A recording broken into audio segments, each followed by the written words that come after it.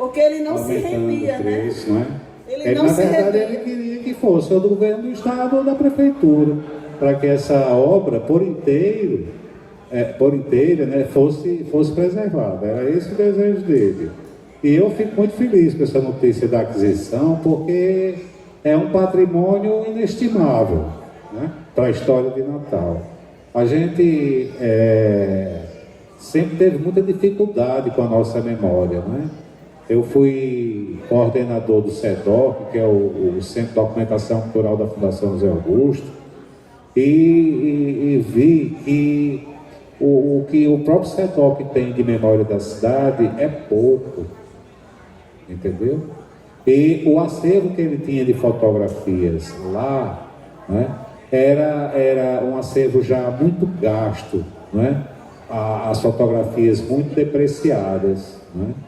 E em quantidade que não dava a dimensão maior, né? E Grilo teve esse mérito de reunir, né, essas fotos dessa cidade e de torná-la bela em termos pictóricos, né, em termos de pintura, para que essa beleza fosse preservada, né? E assim, Eduardo, Dunga, ele, como você falou, 80 obras. Quando ele foi contabilizar, era tanta obra, quando percebeu, né? Então a gente foi procurar onde estavam essas outras obras que ele não lembrava.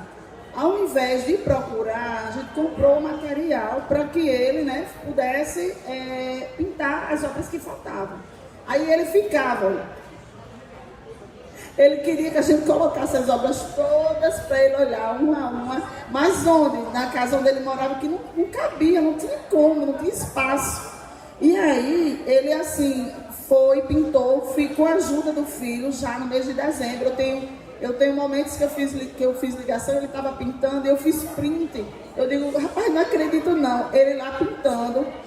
E parece assim, sabe, Dunga, que quando ele completou as 100 obras, parece que ele fez igual ao Criador. Ele descansou. E aí depois Hoje eu trabalho muito em colorização de fotos, né? E como eu tenho um acervo imenso de fotografias antigas de Natal, eu estou trabalhando agora as fotografias antigas. Para mim ficam cada vez mais difícil encontrar uma nova. Quando eu encontro hoje uma fotografia nova, eu deliro, né? Uma fotografia que eu não conhecia, uma fotografia que eu não tenho no meu acervo. O seu acervo que é enorme. E eu passei a colorizar as fotos, né, com um aplicativo automático. Esse aplicativo, ele me limita em termos de tamanho da foto e me limita eu vou dizer a palavra colorimento, no colorir da foto, né?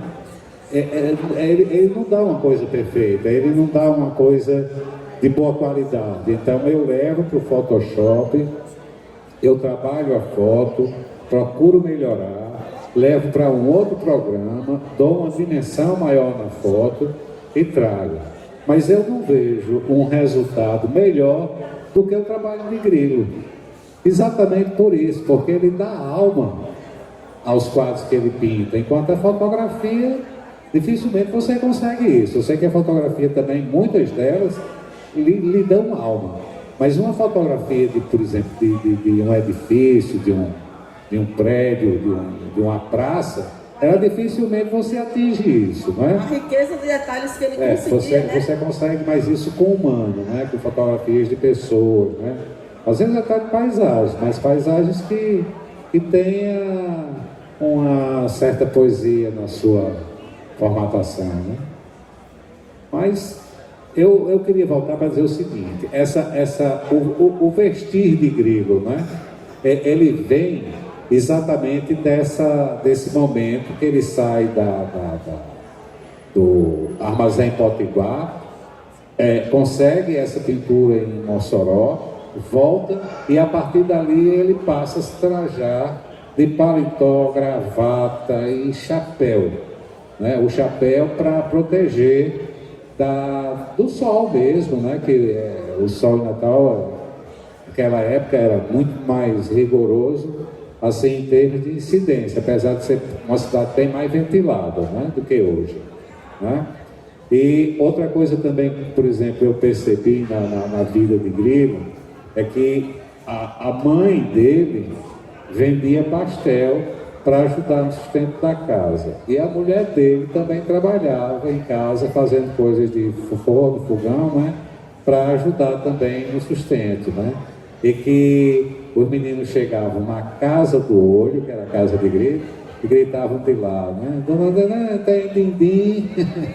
Ela fazia din-din para subsistir, né? Também, para ajudar na Pois é, em relação a essa elegância toda que você está falando, né, das indumentárias de Grilo, essa elegância acompanhava o Grilo a partir do vestir, do falar, do pintar e das suas produções poéticas. Gente, é até difícil a gente recitar um poema de Grilo. Eu confesso, como eu trouxe aqui o livro Mel e Cicuta, que vai ser relançado, tá? A gente tá para ver aí. E ele usava linguagens que não é comum, não é normal, sabe?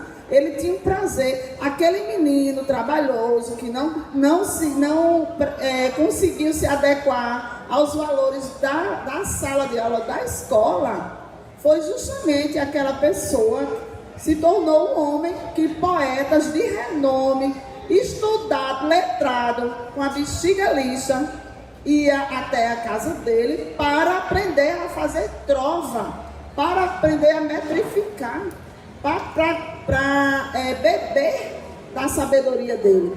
Então, assim, isso é show demais. Com certeza. Aí eu vou aproveitar e vou ler uma aqui que essa eu nem tinha visto. Eu vi agora que eu estava aqui o tempo todo procurando um poema. Esse seu poema a gente encerra, porque aí eu queria dizer só uma coisa. Não encerra não, tu vai ser explorado só mais um pouquinho, uma coisa. Vamos lá. Olha só, você quer dizer antes do poema? Não, pode ter o poema. Potengi de turvas águas, turvo é também meu viver, obumbrado pelas mágoas do meu secreto sofrer. Tuas garças esvoantes, Potengi, são majestais sobre as copas luxuriantes dos teus verdes manguezais. Sob um sol de fulgor xântico, Natal, ó formosa Ruri, recebes beijo do Atlântico e mimos do Potengi. Mulheres do meu passado que me amaram, eu bem sei, sinto-me gratificado por amá-las quanto amei. De fraude e de negociata, corrupção e bandalheira, encontra-se putrefata a polícia brasileira. Natal, que o fulgente brilho do teu vigor jamais seque, meu alfinim, meu sequilho, meu bolo, pé de moleque. És paus de sebo, és lapinha, és bambelô, és chegança, Natal, amena rainha, de minha alma ainda criança. Pedro Grilo. Foram vários quartetos que ele fez. Então, assim, a poética de Pedro Grilo, ela é marcada por essa linguagem rebuscada, por uma busca de uma métrica assim perfeita, que tem momentos que a gente fala assim, cara, não tem nem lógica, a gente precisa o tempo inteiro do dicionário para compreender. São poemas que ele faz reivindicações, ele fala, por exemplo, da política, ele fala do idoso, do direito, e por aí vai, gente. Isso tudo numa linguagem que veste-se também da elegância dos ternos, como da elegância também do chapéu. Até no gosto musical. Quando ele chegou lá no hospital, né, na UPA, eu pedi ajuda a um dos meninos da SPVA para colocar uma ópera. Ele ficou lá deitadinho, eu peguei meu celular com a ópera e coloquei aqui.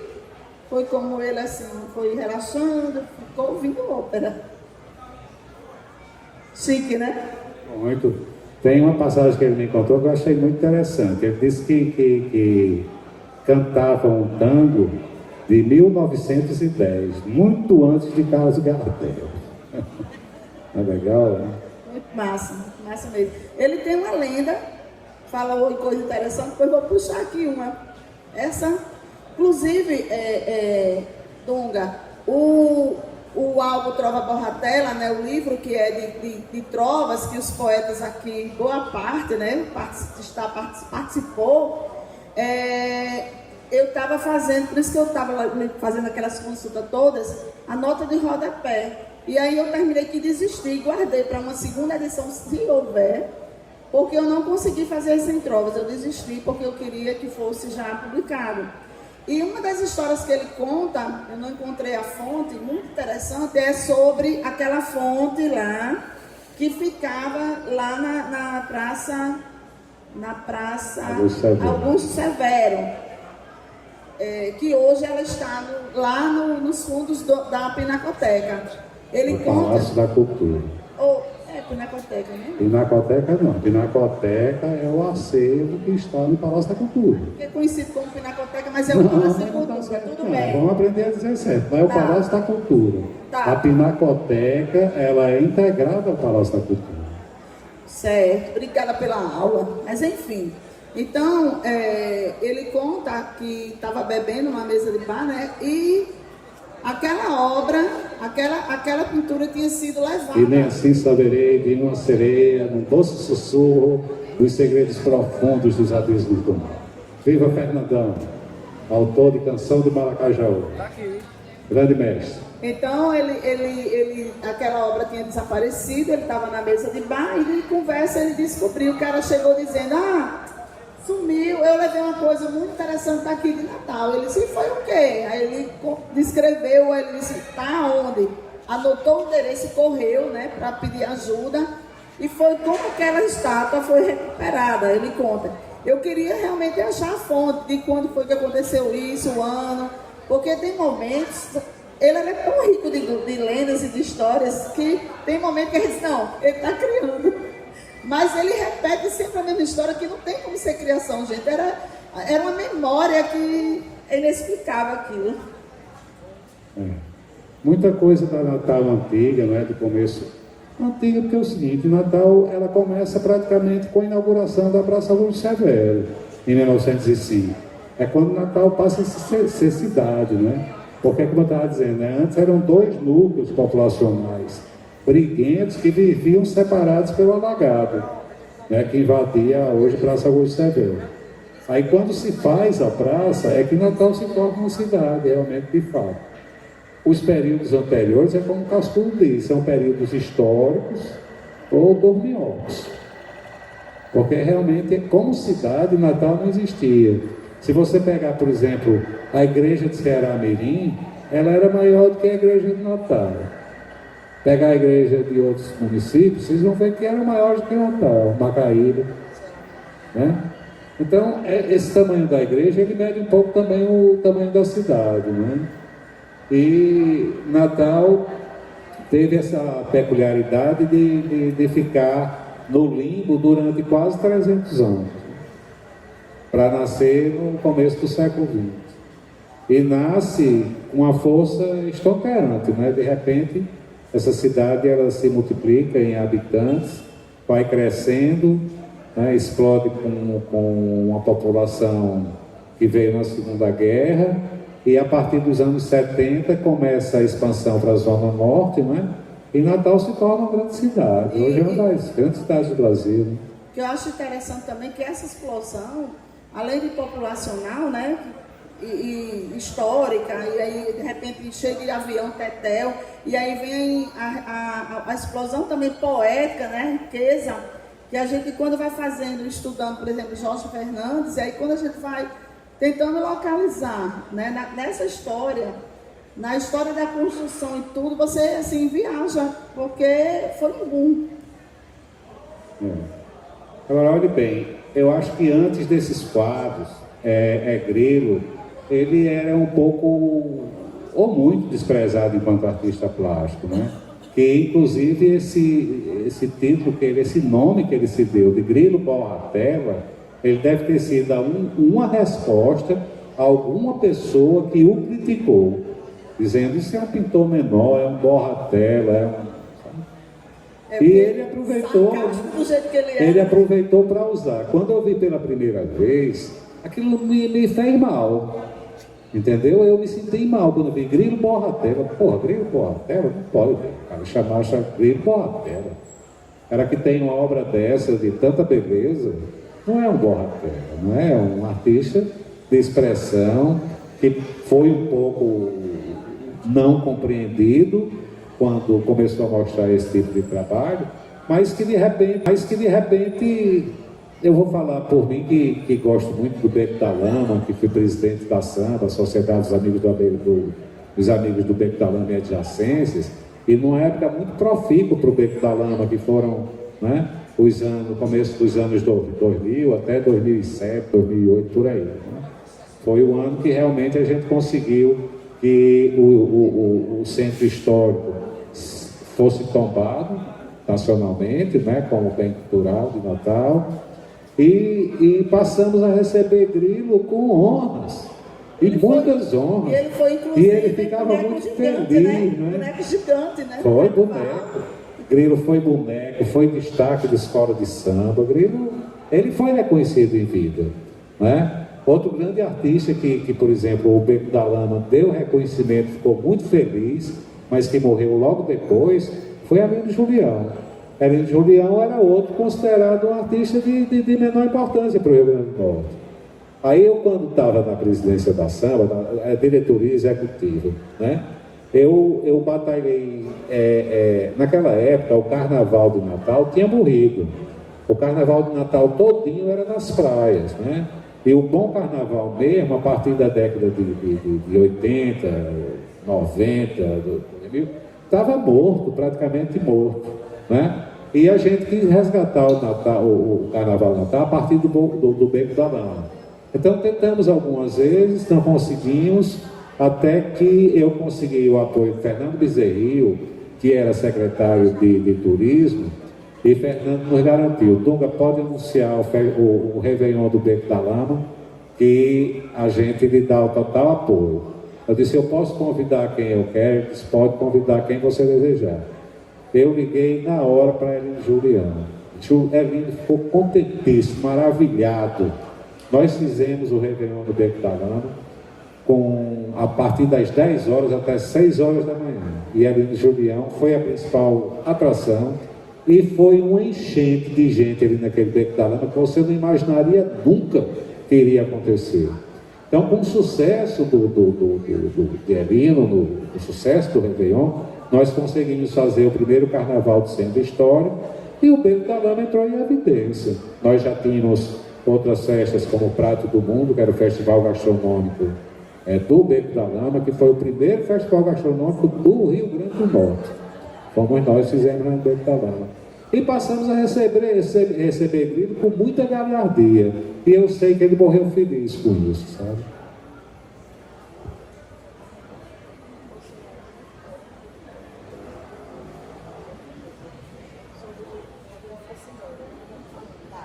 Então, acho que para finalizar, nós vamos ler aqui um poema dele.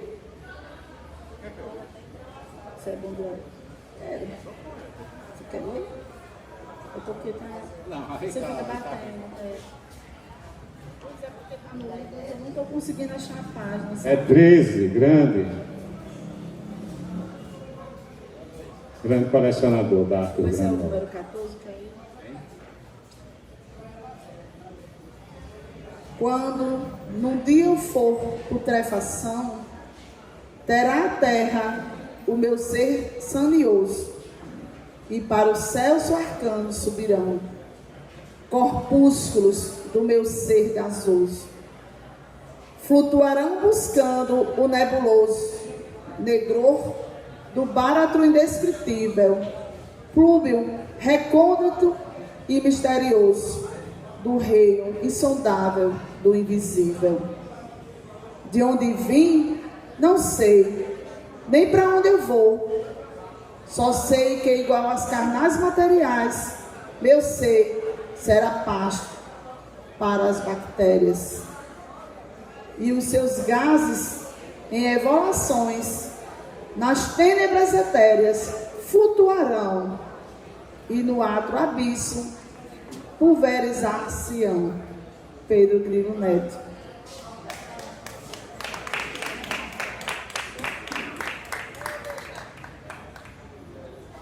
Bom, só tenho a agradecer, né, a atenção de vocês e desejar sucesso a esse Free Popular, né? Muitos anos de vida e que a UERN ela consiga viver plenamente, sem interrupções, como já sofreu, né? E viva aqui essa iniciativa do governo do Estado em trazer cultura para a Zona Norte também. Então, em nome do Free Popular, né, eu quero agradecer aqui a presença, né, do nosso ilustre Dunga. Obrigada por ter aceitado esse convite. E, para encerrar, vamos encerrar como a gente começou, né?